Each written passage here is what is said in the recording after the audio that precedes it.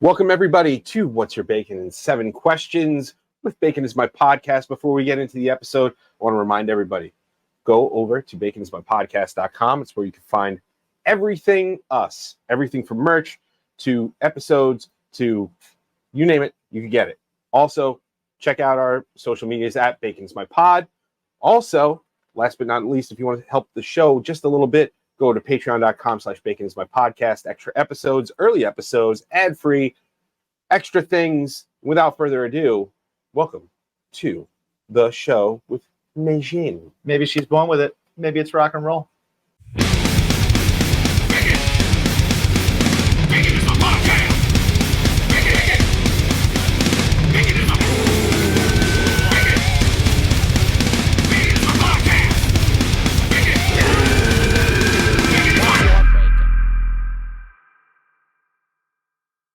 Welcome, everybody, to What's Your Bacon in 7 Questions. Yes! The Bacon is My Podcast. And today, Meijin. What's up? How we doing? Hi. How are you? Good. Yeah. Thanks for having me. Yeah, absolutely. Maybe she's born with it. Maybe it's rock and roll. Sex, Diet Coke, rock and roll, blog and booking media mogul for local musical acts. She is a pole dancer. She is a vegan. And we're going to talk about any one of those things or none of those things. Right. Yeah. Exactly. We're going to get to the crux of her. We're going to find out what her bacon is. Yes, absolutely. Even though she's a vegan. My That is vegetarian bacon. There it is. Exactly. There it is. And some of it's good. Beyond yes. bacon. Is Beyond- Beyond Bacon good? Do they do I don't bacon? actually Morningstar so. is like my go-to like bacon and sausage if I'm gonna do like a non-meat variant. I feel like they have a handle on like the morning meats, as awkward as that sounds. But Morning meats. Yeah. Yeah. I actually like, I've been eating chick patties for years. Years and years. I grew up on the Morningstar soy bacon because my grandfather had it after he had a heart attack. Oh, And right. So when I was like a little kid, he always had that at the house. So like it would It's pretty good, honestly. Yeah. I got so used to it that now it's almost like if I smell it or taste it, it's like one of those nostalgic things, like an ice cream truck. I'm just like, morning meats. You hear There the you go. package open and you come running. Right? I'm Yeah, like, exactly. Exactly. Like So bacon what bits. we've done is Exactly. lovingly distilled the meaning of pretty much everything Mm-hmm. down to just 7 questions.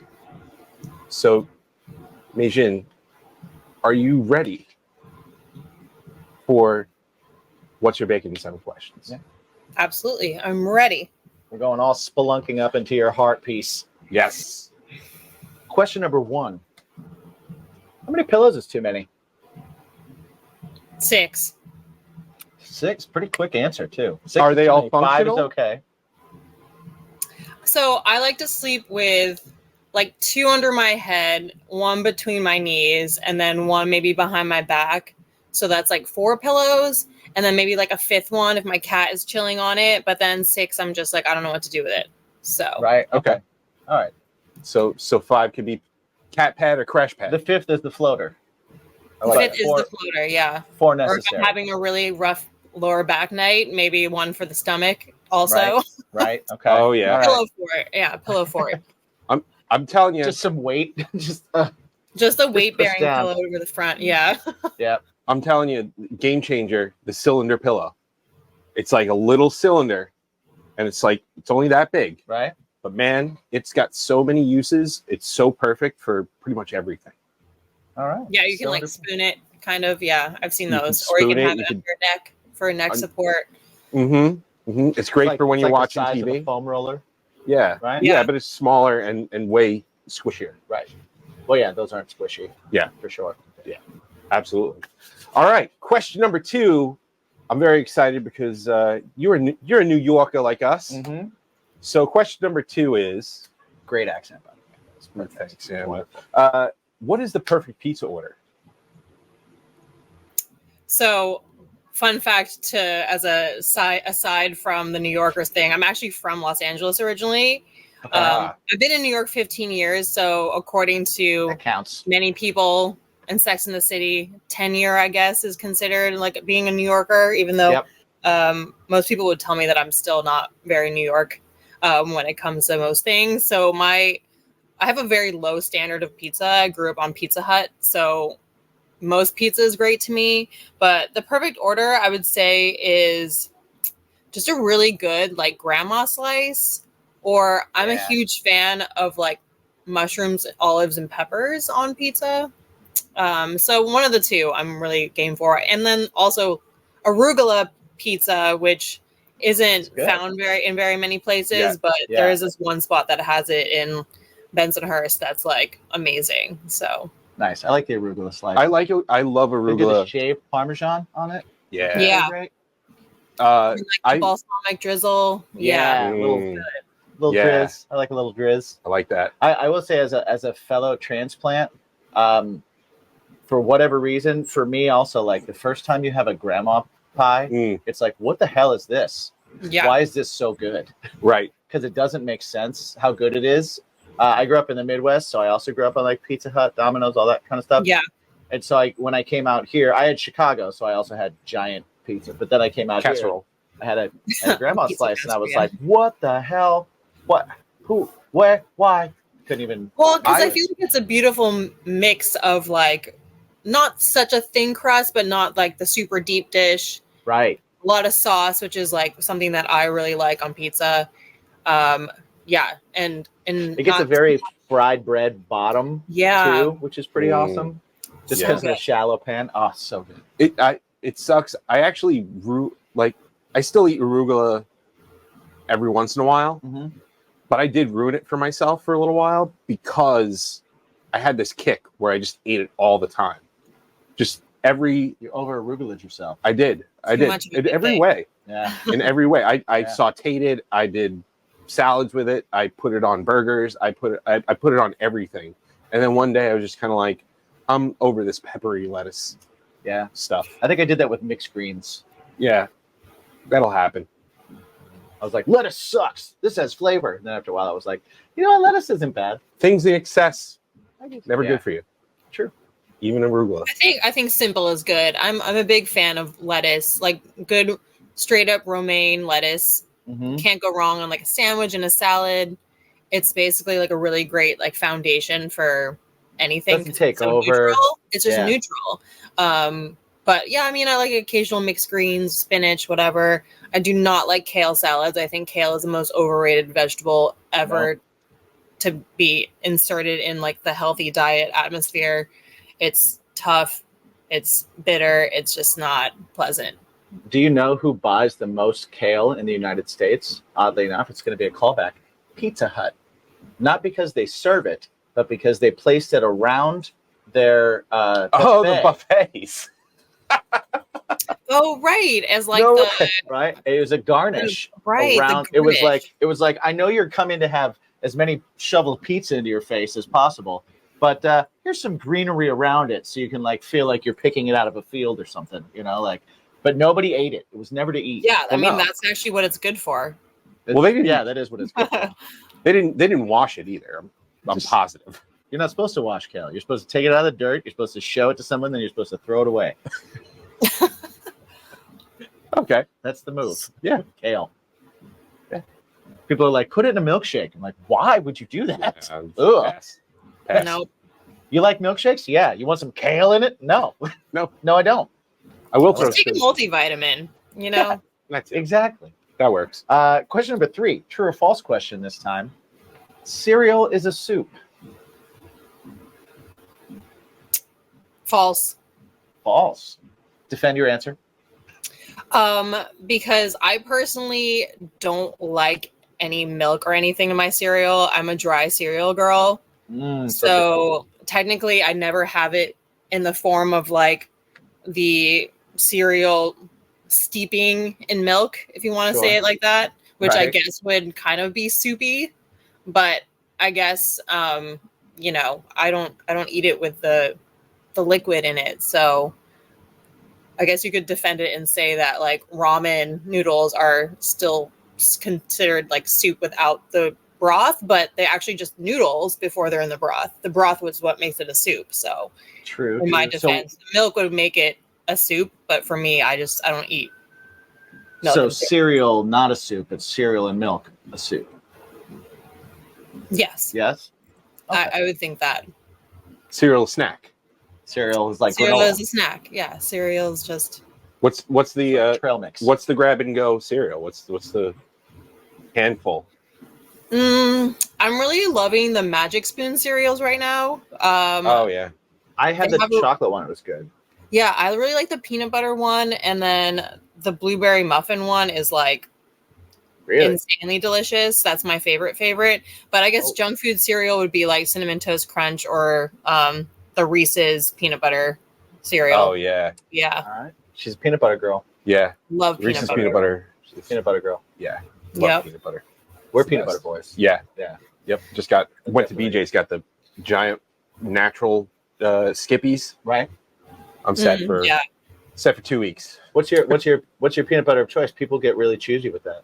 Ooh, I like Peanut Butter and Co. I don't know if you've seen that brand. It's a lot of yeah. like side stores, but they have a white or a dark chocolate one, and then they have what's the other one that I really like. They have like a cinnamon one that's pretty good, but the dark chocolate one is great because it's like you get the benefits of peanut butter, I guess, but like it tastes like a chocolate It's spread. like a Reese's.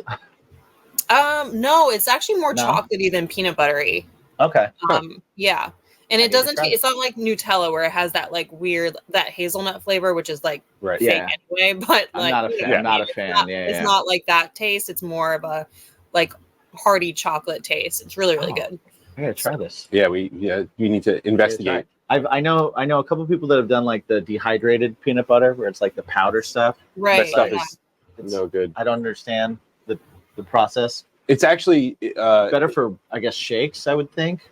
it's but- not it's not. No. It's got a lot of shit in it.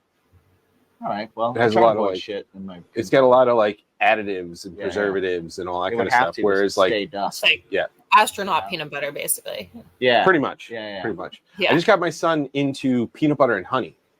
He'll have peanut butter and honey honey's pretty bad. sandwiches. I which- sprinkle cinnamon on my peanut butter. Cinnamon's. I add cinnamon to like everything. coffee. I do.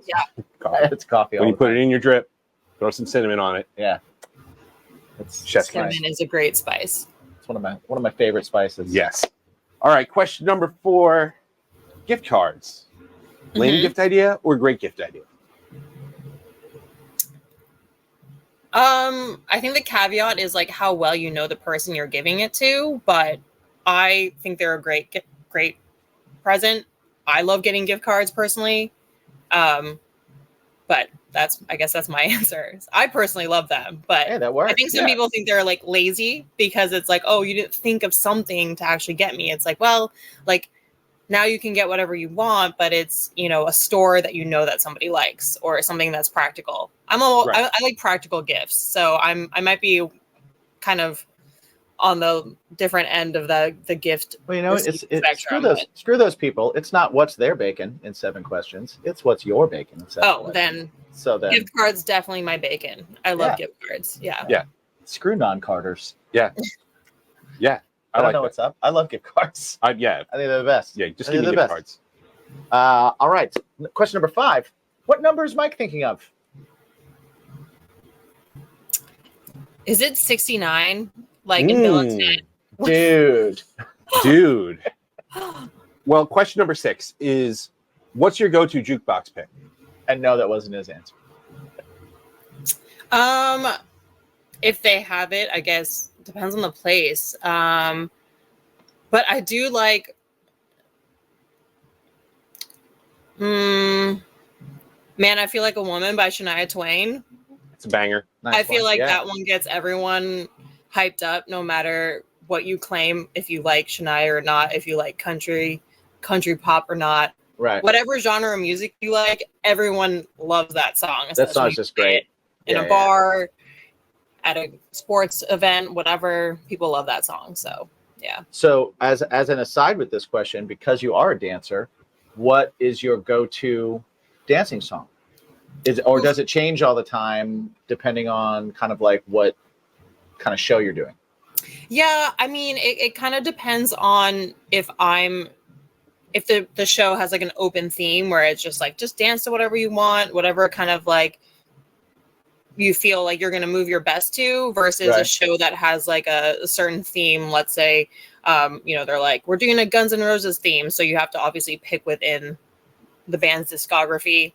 Right. Obviously that would be an easy pick for me because I'm such a fan of theirs, but just as an example, but Night Train? sorry, Night Train?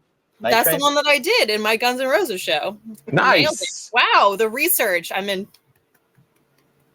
applause all around. We have a crack team of sleuths around here. Yeah, that's impressive. Because that was a while ago too. So, but yeah, go-to song. I mean, this is gonna sound very cliche, but I guess either Deftones "Changing the House of Flies," Good choice. maybe Portishead "Glory Box," which I'm Okay. actually dancing to in like a couple weeks, but it's a metal cover of it by this like guy named Leo. He does like really amazing metal covers of just tons of like pop hits. Amazing. So I'm doing that song, but the original, of course, is such a great one. And then literally any song by Alice in Chains, that they're like kind of my go-to. I love Alice in Chains. Yeah. What makes for a good song versus a not good one? Is it like beat wise? Is it, oh, this song has good dynamics? There's spots where like, do you think ahead and go like, here's the move I'm going to pull during this part? Like what makes for a good? Yeah, you nailed it. It's definitely a combination of all of those things. I think for me personally, it's a song that has a variety of tempos, and kind of a build to like a climax of the song. Mm-hmm. I feel like songs that just are fast, or slow for the whole time, it's very hard to, I guess, move with variety or kind of with excitement for me, and finding those like peaks and valleys of emotion or movements, especially if you want to do something that is like you hit something on a beat or something. If it's the same beat the whole time, if there's kind of not this like, growth into like a big moment, it's very hard to kind of dance to something that has no growth. It's kind of like, you don't, I would just feel like I'm walking around the whole time if something was the same the whole time. So for me, a good amount of peaks and valleys. I do prefer like a slow to mid tempo song just because it is like a lot of work to dance for 3 or 4 minutes to a song, especially if it's really, really quick. But yeah, I just something with variety or something that has like a good build up to like a big moment where you can imagine, like doing a big trick at that moment, or you're doing something where, that's your peak pose or whatever you want to call it. So that's kind of how I think about it. But some songs are just, they just make you feel really good when you're listening to them, and they make, give you goosebumps, and you're like, man, this would be so good. I feel like the urge to just like bust a move, whether or not you pole dance or just do other types of dance, like something that just like gets you really, really excited and kind of feels like you're just energized. I feel like that's just a good pick naturally. And whatever comes after that will probably be super organic and feel really good to you. So it's got to be similar to like building a set, right? We're both musicians, so it's like building a set for those peaks and valleys and having those moments and creating like a vibe for the audience and for you. Well, so like and coming back to like the musician thing, like how much of you said you're doing a song in a few weeks, that the Portishead cover, like how much of it is feel and how much of it is premeditated in terms of what movements and what things you do? Do you have like bullet points, or do you kind of have everything, where and plot out? Yeah. So again, it kind of depends on the show. I personally am a person who just likes to listen to a song a million times and kind of visualizes it in my mind. And then I try to kind of like replicate that in real life. Although, it's hard to plan for, things might take a little longer than you think in your mind, whatever it is. But I think if you listen to the song a lot, or if you feel really connected to a song, it's easy to kind of freestyle to a song live. Some people are super uncomfortable doing that. They need to plan every move out for weeks in advance. And there are definitely shows that I do that for because it's either like required of us to submit a video of what we're going to be doing. Or if it's, let's say I'm teaching a class or something and I'm trying to teach a specific choreography, I'll put that together. But at my very comfort, I'd rather just have someone like the morning of be like, what's the song that you really love dancing to? Or like, here's a theme. What song in their discography do you just love and connect to? And then I just like listen to it, visualize it, and just go for it. That sounds really terrifying to like a lot of people, but for me, I feel more comfortable just moving to kind of like the feel of the song. But yeah, again, it kind of depends on the type of show and kind of what the producers of the show are looking for, and that will kind of dictate, the plan of action. Yeah. Interesting. That's cool. That's very cool. We are at question number 7. Yeah. In What's Your Bacon in 7 Questions. This is the coup de grace of this. It's not the last thing we're going to ask or talk about, but Okay. But it will mine its way into your heart. Yes. We're gonna really get into the internal vibiness. Yeah. Of life.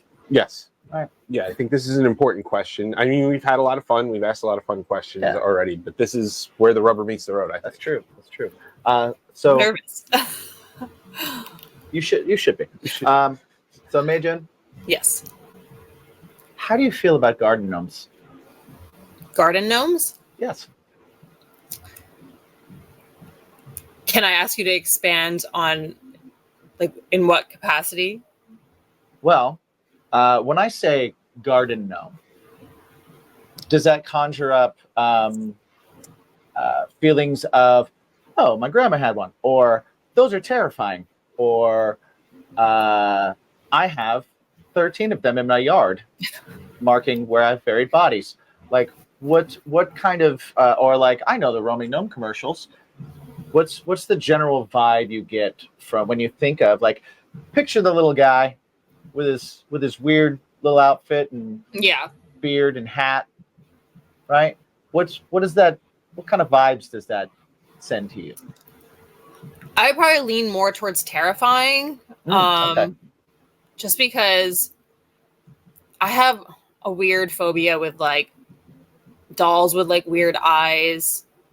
Okay. Leprechauns, things like that. A little creepy to me. Leprechauns and garden gnomes are they're very close, right? Very, very Yeah, close. and I think of the like horror movie Leprechauns whenever I think of like any sort of like little statue doll type of thing, or like literally any other scary movie that has to do with like possessed dolls. So I would lean towards a little creepy, maybe not so much at the level of horrifying, but just a little creepy, like uneasy, like you feel like somebody's watching you when you walk by one in someone's yard. I mean, I don't think I know anyone that actually had any of those growing up, or obviously now, especially that I live in a place with very few yards. So, But if you were trick-or-treating, you'd skip the gnome house.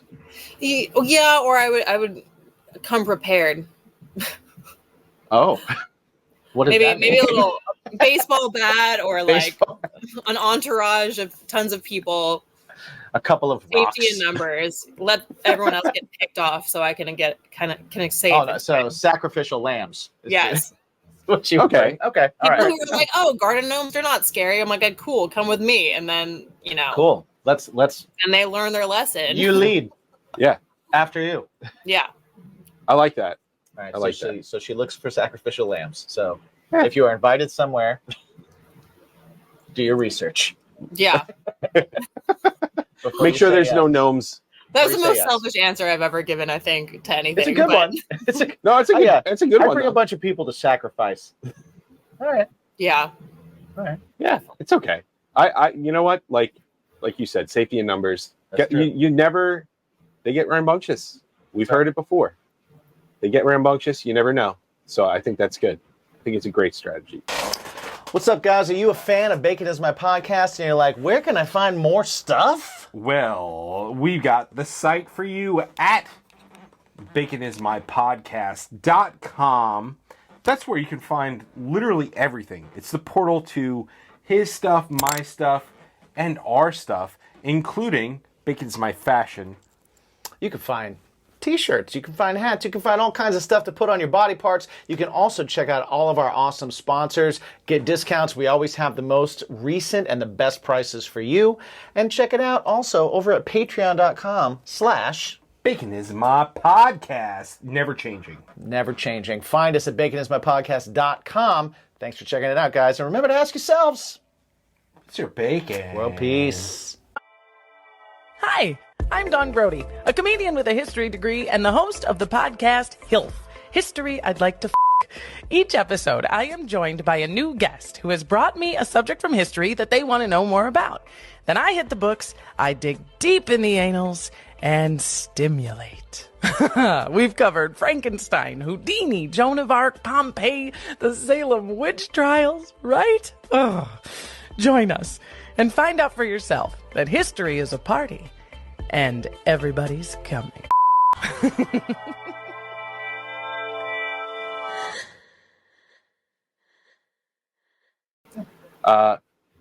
What we're here for, though, is what we want to ask is, what's your bacon? So, like, bacon is basically, to us, it's the passion in your life. It's the thing you nerd out about. It's whatever you've got a ton of things on your plate between doing all the booking and, music industry work and you're hustling, you're teaching classes, you're doing a lot of shows and stuff like that, pole dancing shows and whatnot. So what is that thing in your life that helps switch off the brain, to help switch off that hustle that you've constantly got going on? And where do you escape? I feel like it's a tie between two things that are actually very similar in that I call them my junk food. One is literally junk food or good food, and the other is like brain junk food, which is like reality TV. Okay. And that's really embarrassing to admit, but I feel like it's just like, trash TV. It's just kind of like that, the hormone or the endorphins or whatever it does to like release, or just the comparison of like, wow, things could be so much worse. I'm doing all right. Right. Like, it's kind of like, it just kind of calms you down. So for example, if I'm really stressed out about something with work in music, or if I'm just feeling like really uninspired and like, man, I really suck. Like, I cannot do this show. Like, I hate everything that I've thought of. I'm just really stressed out. I don't feel like I look good, or like something's happening in my mind where I'm just like really down on myself, or really frustrated, or just very like kind of like just stressed out in general. I feel like something about watching other people on whatever show it could be, whether it's I'm a big Bachelor Nation person. I've been watching it since I was like 16. So like literally like every season basically, or 90 Day Fiance, which I feel like my friends and I discovered during like COVID lockdown time, where we just like would binge watch like all of these horrible TV shows and then just discuss them. Obviously it's a good talking point, but it's also when you sit back and watch like what these people go through, or how some people think, or the delusions of like some people, it just puts in perspective that like, okay, at least I have my wits about me. Yeah. I'm not, I'm not completely out of line in how I think about like normal things in life. I'm not as like demanding and awful and critical as some other people might be. There's just, it just kind of like a self-esteem boost in a way. Sure. As strange as that sounds. So that's kind of for me a little bit of my bacon/junk food. Just to kind of like unwind and get away from reality, even though it's supposed to be reality TV. But wow, we all know. The irony, yes. And I was actually on a reality TV show as well, so that kind of came full circle for me. I was on Ink Master. Oh, okay. My the guy that has done all my tattoos was one of the artists on Ink Master. Oh my gosh, awesome! Yeah. What season were you? I was season 7. I think Gentle J.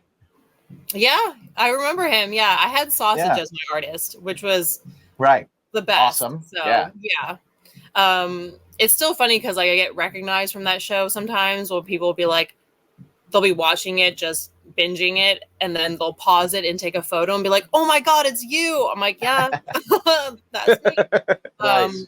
And I had some people stop me on the street. They were like, "Oh my god, I saw you on Ink Master," and I was like, "Maybe you did, maybe you didn't." It's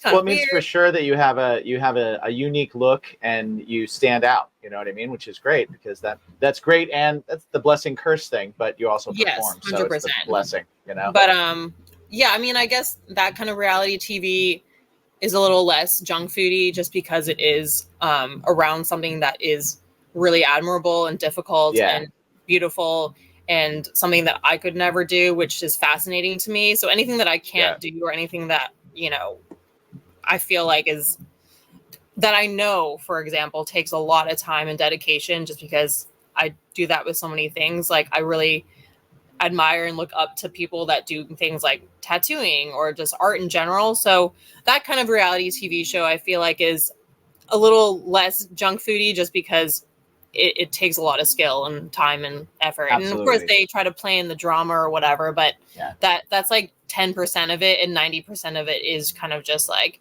admiring about and the art. appreciating something that's like very incredibly impressive, to be honest. Even like the worst tattoos are like incredible Yeah, most of the incredibly time. amazing. So Yeah. yeah. How was your experience with that? Like, did you have to be like, I'll get whatever on me anywhere, so just put me in on whatever day, or was it like here's kind of the genre I'm interested in, or what was kind of your experience? Yeah, I mean, I still to this day, we did it in 2016 or 15, I can't remember, but to this day, like it's probably one of the most fun and cool things I've ever been a part of. Yeah. Not just because I was a fan of the show beforehand, but just because just the like knowing kind of what goes into it and also the process of getting on the show.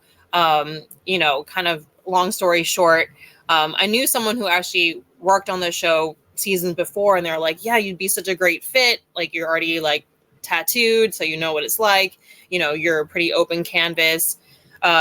You know, you're a huge fan of Dave Navarro. Like you just go for Right. it, you know? So I applied and I actually went to Duff's in Brooklyn, which is, you know, was their like casting call. And I went, I met some of the producers. They're just like, hey, like hit us up with some tattoo ideas that you would really be, that you'd be okay getting, like what you're, to show us your genre, I guess, of like, or style of tattoo that you like. So I sent them a whole bunch of photos of things and they got back to me and they're like, hey, so we think you might be a good fit.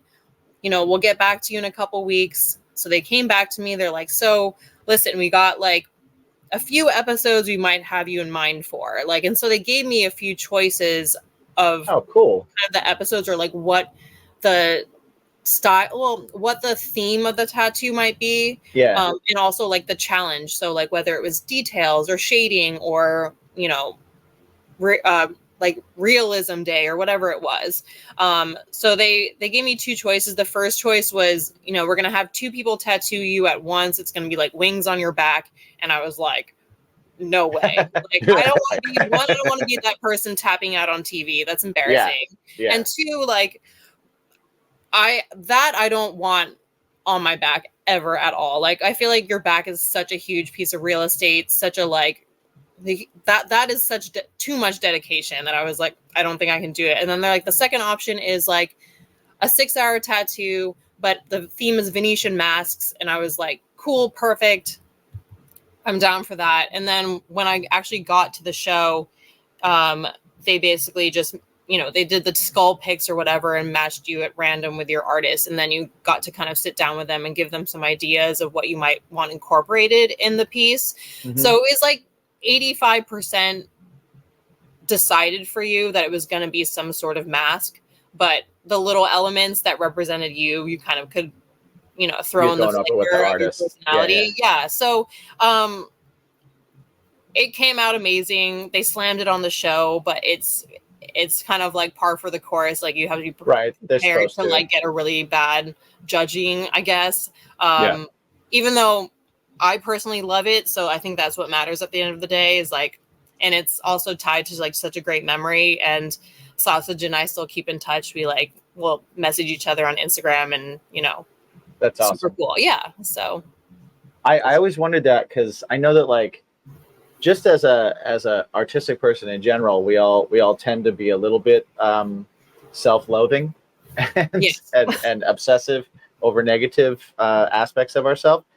And I can imagine, like, getting a tattoo on the show and then watching them review it and watching them tear apart like one line that you didn't notice. Yeah, and then it's the only line you ever see from then on. I'd be like, oh, why did I watch? Yeah, and what made it more humiliating was I had a viewing party with all my friends at their bar. So my friend was a bartender, and he was just like, yeah, like, bring your friends. We'll have a little viewing party. We'll like promote it, whatever. So we had all my friends come to this bar. I had never seen the episode, obviously, because we don't get to see anything before. We just go get the tattoo. We go home. They're like, cool. You'll see it when it airs. Have a nice life, kind of thing. And then, so it comes on air, and during like the critique, and they were tearing it apart, and I was just like, I just brought everyone I loved to come see this happen, and it was so embarrassing. But like, no, but it's so beautiful. It's so nice. I'm like, I regret this immediately, but it was so cool. Like, I mean, obviously that's, no one was thinking of that. Like, they were just like, it's just awesome that you're on the show, and like everyone's just watching it from home being like, no, it's okay, that we love the tattoo. They don't know what they're talking about. I was like, sure, Chris Nunez and Oliver Peck don't know what they're talking about, but okay. I think it's. You ever look at it and you're like, that line works awesome, Nunez. Screw yourself. Yeah, I mean, I look at it and I was like, this tattoo is like absolutely beautiful. Like, if I just saw this out in the wild, I would never think. Right. I mean, then again, I'm not looking for flaws, and I'm also not a tattoo artist, a world-renowned tattoo artist. Who's like an expert in this. And of course, there's always going to be like way cooler tattoos out there, but to me, and also like for 90% of the majority of people, like, seeing it, they're gonna be like, wow, it's really nice. And also, like, most of my other tattoos compared to it, like, don't even meet it. So there's also that. And my other tattoos are also really great, but like, it's just like a different level and caliber. And also and also people who do critique it, it's it's a lot of pressure. You're sitting there for 6 hours, you've never met the person, it's something that you maybe don't like tattooing, it's not your style. Like, there's so many factors that go into it that maybe just put you slightly off of like doing your best work. But at the end of the day, it's just, I love it. So yeah. Well, and their critiques are like, out of 100, this is like a 96. Right. Yeah. It's Here's mostly like sucks. nitpicking. It's a 96. Right. They have to embellish. It's a 96. They have to embellish stuff. I mean, especially for the show. Yeah. It has to, like, if everyone was just like, cool, nicely done, good tattoo. Next. Good tat. Great tattoo. One Next. season. Canceled. Like, it's just like, where's the drama in this? And like, where's the suspense of like, whoa, like, this person could go home. It's like everyone's on the chopping block feeling. Right. Yeah, it's one of those things though where it kind of sucks that when you're watching, if you're like a fan of one of those shows, and unfortunately like a lot of it has to do with art or cooking or this or that, it's like after you're like 3 or 4 seasons in, you're kind of like, I'm an expert now. Yeah. I know what's wrong with that. Yeah. Yeah. And then, just seeing it from that other angle where you're like, no, this is cool.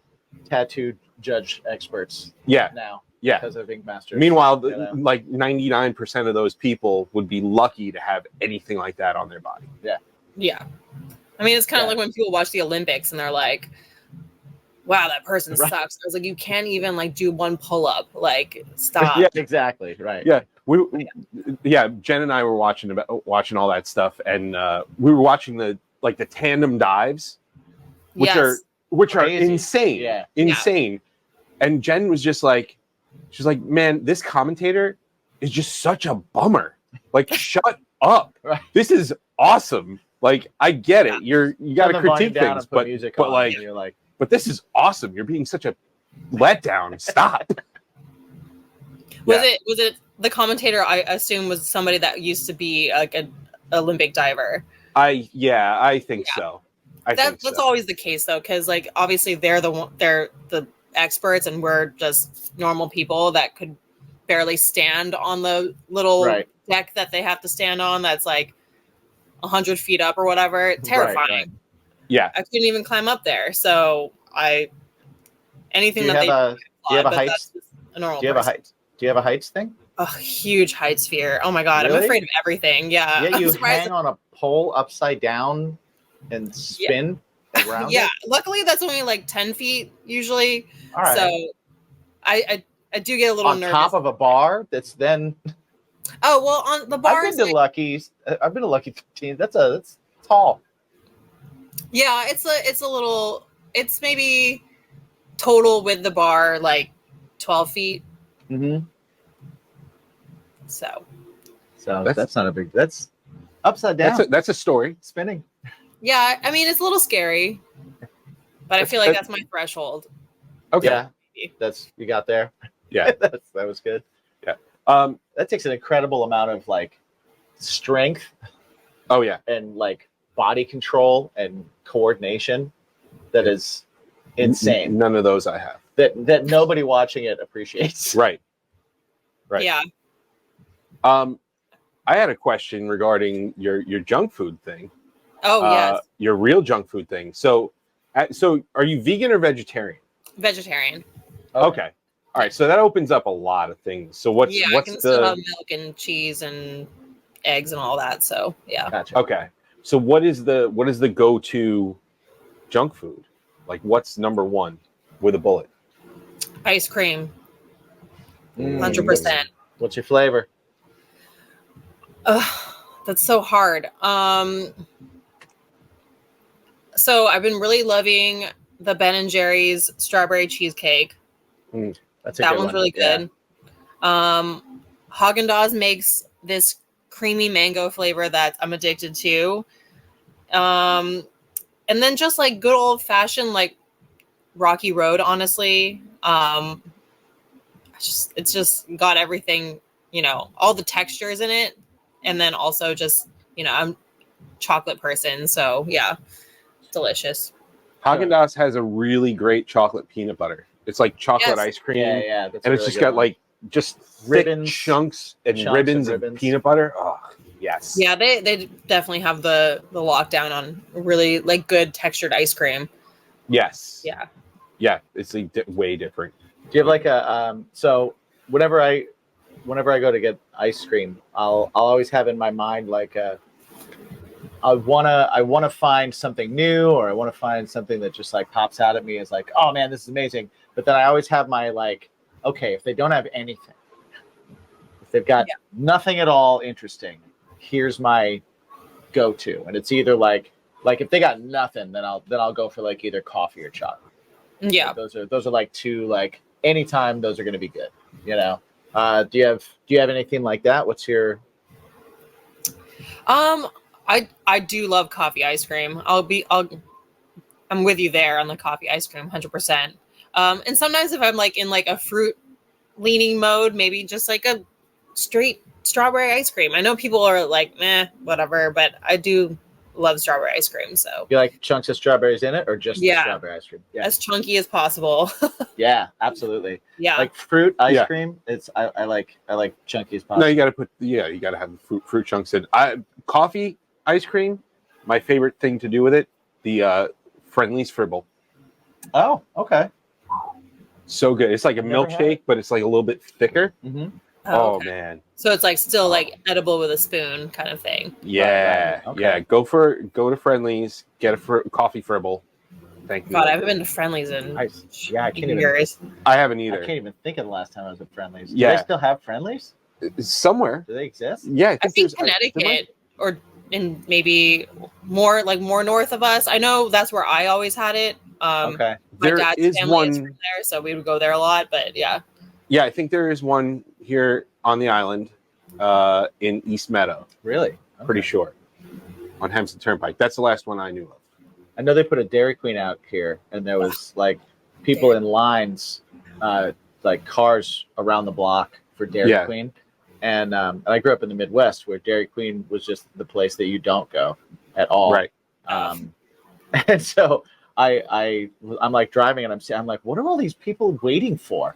And I look at him go to Dairy Queen, and I'm like, what is happening? Why is that? That's like get those blizzards. That's like lines out the door for Nathan's. You know what I mean? Like, Right. what are you doing? Yeah. It's like California, like In and Out. Yeah. Like going like I feel like every region obviously has its like, go-to place that everyone has to try when they're there. And growing up in California, like In and Out was just like everywhere. Dairy Queen was everywhere. So it wasn't like super special, but like I feel like if you're kind of the type of person that just has to try like the local like fast food, hit, I guess you could say. I mean, In and Out, I feel like is a little overrated, especially for the hype that it gets. It's not that it's bad. And I mean, I don't eat meat anymore, so it doesn't like really apply to me. But when I did, I never was like, a fiend for In and Out. I was like a Carl's Jr. girl, or like Carl's Jr. is great. Yeah. Carl's Jr. is great because they don't give a shit. They're like, right? Because they're like, oh, everybody's trying to get healthy now. Well, we're going to put 15 slices of bacon and 7 slices of cheese on a burger, and then we're going to make a commercial with a girl just dribbling barbecue sauce down her breasts. Yeah. And they're like, Carl's Jr. And you're just like, wow, what is happening? So aggressive. That just happened. That's amazing. I want one. I don't know why I want one, but I want one. It applies to all of the senses. That's why. Yeah, they really go for it. They're like, they're like, oh, everybody's getting smaller burgers. Ours are 3 times thicker now. I don't, you guys. I don't know why, but for a little while I had a little bit of an obsession with Jack in the Box. Oh, I love Jack in the Box. Jack in the Box is good. Yeah. Yeah, I don't know why I like the tacos. Those weird fried tacos, they're great. They're great. And they also had like teriyaki bowls that were like surprisingly pretty good. They just have like a weird variety of things that you wouldn't expect at a place that's you would assume is just burgers, fries, the generic stuff, and then they throw like teriyaki bowl and egg rolls and some tacos at you, and you're like, okay. Yeah, I was a fan of their sourdough bread burger, bacon cheeseburger, or something like that. That was my go-to. I like junky fast food. Yeah, I don't have it much. Yeah, but when I do, it's like, oh yeah, the greasier, junkier, the better. Yeah, and it's like, if I'm gonna hurt myself, let me hurt myself.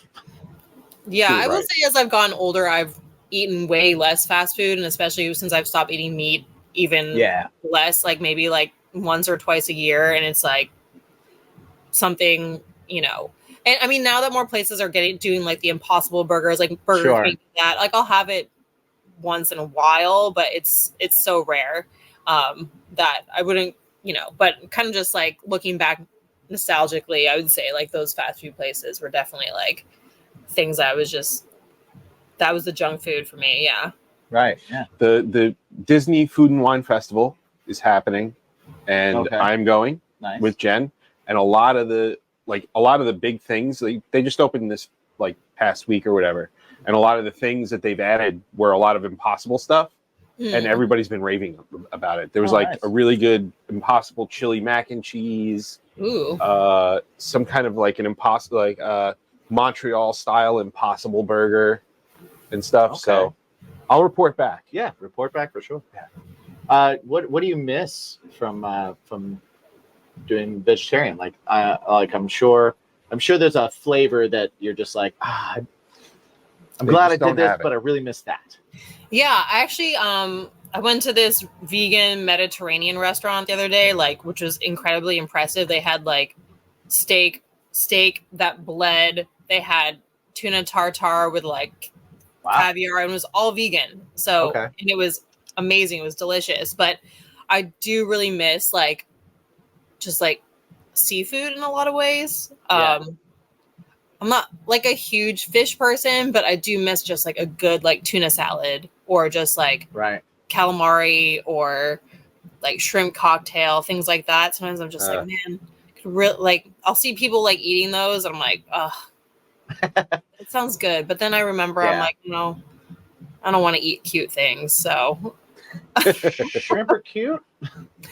I think everything living is cute. Well, okay. Right. Yeah, I mean, that's just a wholesome way of looking. But they're literally bugs.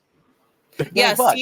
I'm not a land bug person, but I love sea bugs. But I think Okay. that's growing up like in the ocean life. I always like had no problem with like ocean creepy crawlies like crabs, lobsters, Right. shrimp, sand crabs, whatever. Never bother me. If there's a cockroach near me, I will flip out. I can't even like turn the light off until it's dead and Oh, gone. so how's Brooklyn? Yeah, it's terrifying. I live in sheer terror every day. Amazing. The water bugs. Ugh. I used to live in Queens. They would. Oh yeah. They The water. The water They bugs. crawl out of my faucet while I was like showering. Oh yeah, or if you open the toilet, they're just like there, and you're like, just hanging out. yeah, It's like, hey, what's up? Well, no. yeah, Yeah. nope. And this summer has been very buggy. So Yeah, it's been pretty weird. brutal out here. It's like 150% humidity. Yeah. Yeah. Really helps with the mosquito thing. Yeah. How do you enjoy being wet all day? Yeah. Yeah. Get out of the shower and you're just wet again. It's great. yeah, but Yeah. like dirty, like Yeah. the dirty wet. Right. Yes. Yes. Yeah. I actually bought one of those like neck fans. I finally graduated to buy one of those. It looks ridiculous, but Do they work? it helps. Do they work? To a certain degree, I think like if you're in extreme humidity, it's just pointless. You're just kind of like blowing hot air in your face and like Oh, right. the sweat, the amount of sweat that you have is just overpowering the velocity of the wind that it's producing. So you're just like sitting in front of a hairdryer. you're just like, never mind. Like this, now I just look stupid for nothing. Right. So it to a certain extent, I think it's definitely like the early summer is very helpful. But then as I got into that like super muggy time, I was just like, no, I just gotta suck it up and just sweat with the people, Right. So Yeah. Yeah. That'll happen. I can't stand the humidity. I should probably move. yeah, that's what I miss most about California is just like nice weather all year round. Yes, it does get really hot and really cold actually, but just the lack of humidity is probably like the highlight of California weather. Yeah. I lived in Vegas for like a year, and it was it was the same thing. It was like it's like Super when it's dry hot, though. it's hot, but it's super dry. Yeah, and you're just like, it's oppressive. You go outside and you're like, I don't want to be outside long, but you're like, you don't go outside and just breathe in wet heat. Yeah, I think it's a difference between being like cooked alive versus like suffocated. Like Yeah. that dry heat is like, okay, I'm just like feeling like I'm in an oven, but like here it's like I'm in an oven with like a boiling pot of water like evaporating around me and I suffocating. need to cut through this air. Yeah. I Yeah. need to slice right through it. Yeah. Yeah. All right. Yeah, it makes it rough. I So get it. we didn't even talk about some of the things that you do. So, so you have a lot of jobs. But what would you say if someone comes up to you and says, "Hey, what do you do? Mhm. What's your first thing?" Well, my bread and butter is I do music PR. So I do publicity for bands, musicians, artists. The company that I work for, we do other things like Fashion Week and other events or like other types of like lifestyle things. And I also have like an independent PR thing that I do that I primarily work with musicians just because that's kind of what I'm most confident in. So I would say music PR would be, my real answer. But if someone's like, oh, like, what do you do for fun? Then I would have to kind of like elaborate and say like, yeah, I do pole dance and I do go-go dance and I do perform. And it is kind of a job because I do get paid for it and hired for it, but That's a job. it's You're a not, professional. it's not 99. It's not 90% of my, income. But you're also Income, teaching, I do teach occasional workshops. Yeah. So, which is very cool. Like, I would imagine, like, just because of misconceptions and stuff like that, I would imagine you get a lot of like groups of girls that are kind of like, oh, we can do this. This is fun. Like, Right. as opposed, and then like, have you ever gotten that group of girls that come and go, oh yeah, this is fun, and then all of a sudden they're like, oh my god, This is hard. this is hard, this is difficult. well, So for me, my teaching thing is like a little bit less intensive because I do like a monthly like workshop that's catered towards like people who like to dance in heels and like a certain genre of music. So it's called Rock Out with Your Heels Out. So it's like a rock based like heels class. And a lot of the people that come to that are, you know, pretty experienced, or they're like newly in the pole game, I guess, but they like understand how hard it is. So I haven't really encountered like people like from off the street who are just like, let me just try this. I mean, that's how I started, was just like, I was bored one day and I was like, this looks interesting. And so I went and tried it and I was like, this is so fun. And I feel like I could maybe get okay at this. And even if I don't, it's like a fun hobby. So I haven't encountered anyone that had like the attitude of, wow, this must be so easy, and like been in my class because they are a little bit more experienced. But in general, in life, I have definitely encountered so many people like that, and more men than women, honestly. Yeah. I've never encountered women who are like, oh, that looks so easy. They're always like, wow, you're so strong. Like that, you know, like I wish I could do that kind of thing. It's more like they look at it with admiration. And I think men are like, I could do that. Right. That's like, they're like, do you work out? Like, do you work out is like the question that I get all the time. Like, just by like what do you think this is? I'm like, I'm doing that right now. Yeah. Everything I'm doing is working out every single part of my body. Yes. Right.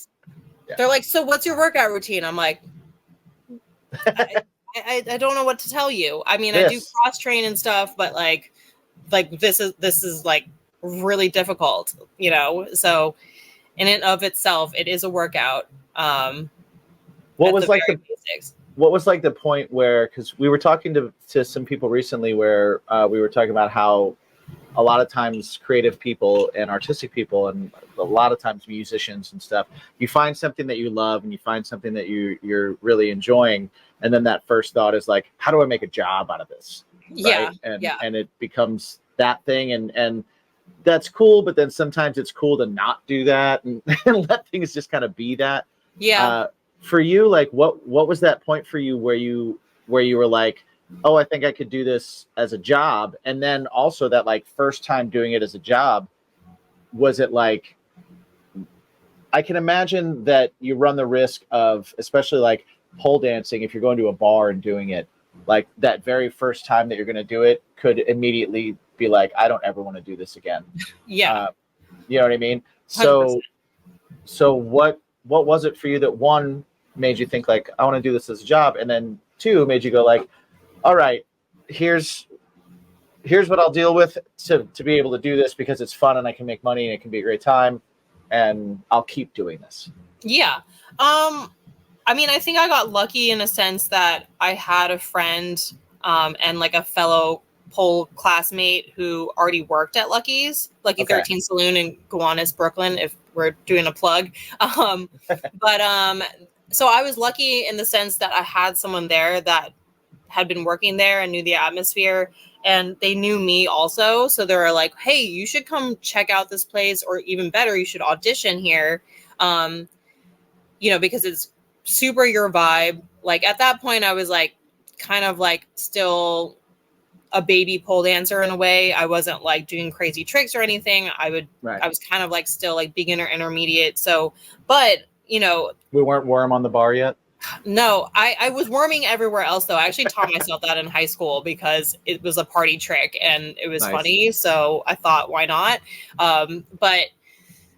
So when I got there, I was just like, this is literally what I wish my living room would look like. You know, It's super cool. You know, it's got the posters everywhere, the TVs showing crazy movies, the pole, obviously it's a venue too. So it's just got like so many different things going on. But I was just like, man, this is so cool. Like, this is definitely somewhere where I want to be. Like, if I don't work here, I definitely want to hang out here. And I feel like I could make friends in a good community or whatever. But yeah, they kind of just throw you in the deep end. It was like, hey, like so-and-so said that you'd be a good fit, come audition and just like jump right in, show us what you got kind of thing. You know, It wasn't like, it's okay. You'll learn as you go. And it is true. You learn as you go. You learn like how to avoid knocking people's drinks over, how to avoid kicking people in the face, how to maneuver in such a small space, because if you've seen photos or videos, the pole's on the bar, it's next to a TV, there's like the well of the bar right below you, there's people sitting there, there's the bartenders having to work under you. So that definitely Have you been there? Yeah. Well, I played there. I was gonna say I played there. We've all played there. It's a rite of passage. Cool. Yeah. When you're like I want to get out of Long Island, that's one of the places you play. Okay, cool. So redundant, but for the people that have never been there, I guess. Yeah, people that haven't been there. The setup is as someone who's doing any sort of acrobatics or doing something across a bar, the space is very limited. Not quite like gymnasts on a balance beam, but like think you're like walking the plank and trying to be like sexy as you do it. It's like challenging. Well, all those things that you said made me realize why heights are like the least of your problems. The least of your problems. You don't even have time to think about that. I feel like when I'm working there, I'm worried about more so other people around me than myself, because I basically taught myself over the 8 years that I've worked there, like which skills that I can fit, which skills I can do, like without even thinking, like what moves I can do without knocking things over or kicking anyone. Admittedly, it's happened before, of course, because you got a 3-inch extension off your foot. Yeah, and 6 actually in the case. Yeah. So it's of course happened to the best of us, but it's sometimes just what happens when you're there. Sometimes that's how you make a new friend. Yeah. So this has happened to me because I've jumped on bars before. Yeah. While performing. The first time you knocked over a drink, did you go to grab it and cut yourself? No. I think I just sat there a little shocked, like, uh-oh. Like, I was like, I can't do this again, because this is just going to start like a bad habit of just not caring about where I'm, like not looking where I'm going and being more like careful about how I'm moving, things like that. I think that's also a big thing I've learned is like, just to like be more mindful, and just your body awareness and spatial awareness has to just be like, finessed to the nth degree there, especially when you're working with like so many moving parts and unpredictable things. Like you don't know when someone's going to put a drink down, like while you're up spinning around upside down. You can't see that while you're doing that, but you have to kind of like look at where you're going when you're coming down and see that person's face, that person's drink that wasn't there before, whatever. There's a lot of like unpredictable factors. So I think it's just like learning to kind of just take it step by step and be a little bit more conscientious of like what's going on, rather than just kind of like moving like you're on a stage with like full in a China shop world. Yeah, exactly. So it definitely feels like that for sure. It happened to me. And like a long time ago, it happened to me, and I felt like incredibly bad. And I'm like the bartender, I'm so sorry, and I start like picking it up. She's like, "Stop picking it up! Like it's okay, Get away." Okay. And then it happened like 15 years later, and I did the same exact thing and cut my hand. I jumped on a bar. We had someone that just, like, broke glass on the floor, and they were proceeding to like pick up the broken glass and like put it on the bar. I was like, what makes you think that this is a good idea? This is not a better place for this. This is not good. Just tell people it's broken, clean it up off the floor, because now you got broken glass on a place where we got people standing, walking, moving, crawling even, and then other customers is just doing the worm. That would be horrific. If there was just glass on the bar, just worming on glass, it's like I don't know. But anyway. Worming on Glass is a great album title. That would be, I was just going to say, that's a good song name or something. Yeah. Ooh. Yeah. Okay. Lock that one away. Yeah. Before we get on to your other things quickly, do you find that you're more aware of your surroundings in civilian life now? Absolutely not. I'm a huge klutz. Absolutely not. I run into things. I trip on things. I trip up the stairs coming out of the subway at least once a week. I'm huge klutz. Like, I'll put on the heels, I'm fine. Right. Normal life, I have no idea what my body Tennis is. shoes, I'm on the ground. Tennis shoes, yeah, I might fall into the subway thing, but Yet yeah, thigh-high they're boots my are more friends. terrifying. Yeah. Right? I saw. Why are thigh-high boots more terrifying? Oh my. So it's about the grip that you have. So normally you have like more bare Oh, skin. on the pole. Yeah. Oh yeah, you slide right Yeah, down. because yeah. Okay, that makes total Um, sense. Yeah, actually, like the thigh high, like patent leather, it's actually stickier. Uh, So there's a fine line between being too sticky and too slippery, and you know, it's kind of every person has their preference of like. There's obviously pole dance has become like such a thing, like exercise, and such a big thing now that there's different grip aids that you can use on your body if you're too sweaty, if you're too dry, whatever. It's like it's a science basically, but it's a science that's like unique to everyone. So I kind of have to like use a lot of like grip help because I'm just a dry, slippery person. So unfortunately, but when there is a certain amount of slide that you want to have so that you can like go between moves and things like that, and you're not kind of like stuck in one place, because it will not just like get you stuck, but actually like hurts a lot more because your skin is being kind of like burned against Tugged on, the pole, yeah. I guess. right. Yeah. So thigh-high boots are like any like more stuff on your skin that's stickier. You just run the risk of like sticking too much and not be able to kind of like maneuver smoothly. So it's a little scary if you're like stuck upside down, if you're stuck high up or whatever, or if it just feels unfamiliar. I think that's a scare factor. But again, it's like the more that you do it, the more that you like kind of get used to like the different sensation and like how to move in them. So that's just something that I would just need to practice more. But Right. yeah. So, and then on the flip side of the many jobs that you have, what made being a music fan and a fan of live shows and a fan of seeing bands, what turned that into like, I want to book shows and Yeah. I want to promote and do all these things? So in high school, I actually used to intern at a bunch of radio stations. KCRW was one of them. Q104.3, which is like an indie station, and then I did a lot of like the bigger like KLOS and things like that, which all LA based stuff. But I did work at Q104.3 here in New York, which is the classic rock station for a summer.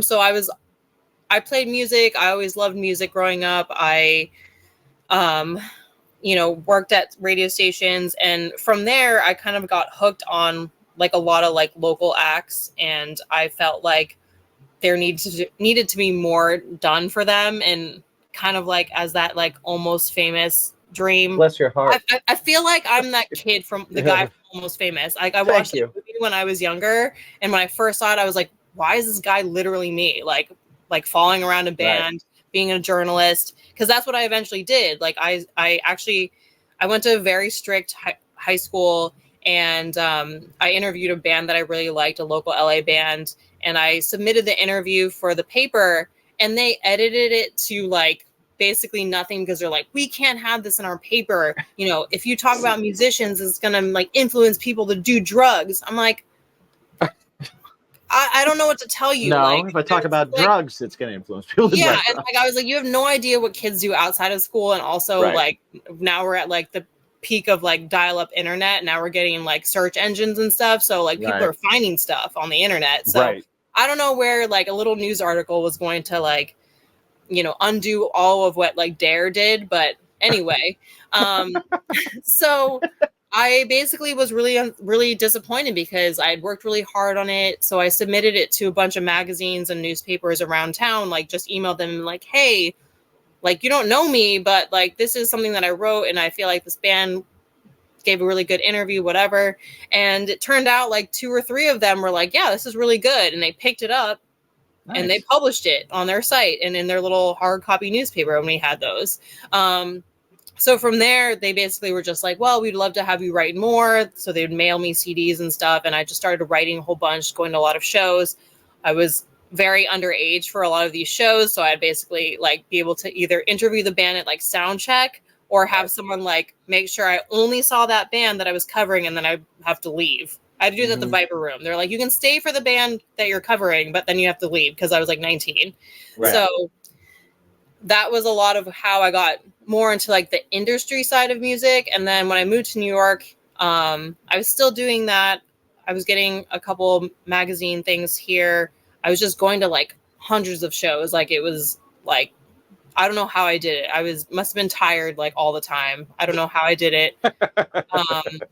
And I eventually just, realized I kind of wanted to like elevate beyond writing about music and like what's a better way to kind of give people exposure because not everyone's going to read that. So I was like, why don't I try booking shows? So I kind of invented Rocker Stalker, which was my blog and my booking company. So I'd review music that I really liked, but then I would also try to put on local shows. I ended up doing like a bunch at CMJ when that was still a thing and South by Southwest. Hundreds of shows in New York. I booked a couple in Nashville also because I have some good friends there. So yeah, it became like a really fun like project. Well, more like a labor of love, I would say. I made $0 doing it, but I just made so many amazing friends and made so many connections and like definitely feel like, I just felt like I united a community, and I just always celebrated like local music since I was a teenager. And then getting into PR was kind of just like a happenstance thing.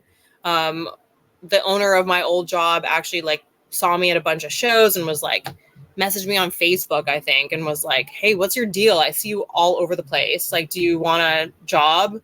And I was like, sure. Because at the time I was pretty new here and I didn't actually have like a stable paying job. I was like teaching Pilates, which was like a whole other world. And I was trying to get my feet wet in music and stuff here. And it was just like not going in the direction I thought it would.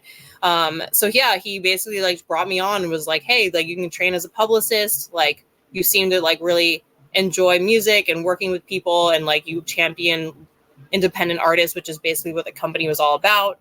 So yeah, I just fell into that. And that was like 12 years ago. So here we are. That's awesome. And thank you for that as of course. As members of local bands. Yes. Yeah. I know it's tough. It is really we tough. can all use all the help we can get. Yep. Yep. The fact Especially that the fact that anybody gives a shit is it's just incredible. Yeah. I mean, I just feel like people don't realize like if we don't support like good local music now, like what are we like what's gonna be what people in the future like look back and say like, wow, like remember so and so in 2020, like they really inspired me to do this. Like bands in the future, like what are they gonna look back on? Like we have so many great artists that we can look back on in like, the 60s through the early 2000s, and I feel like that's kind of dwindling now.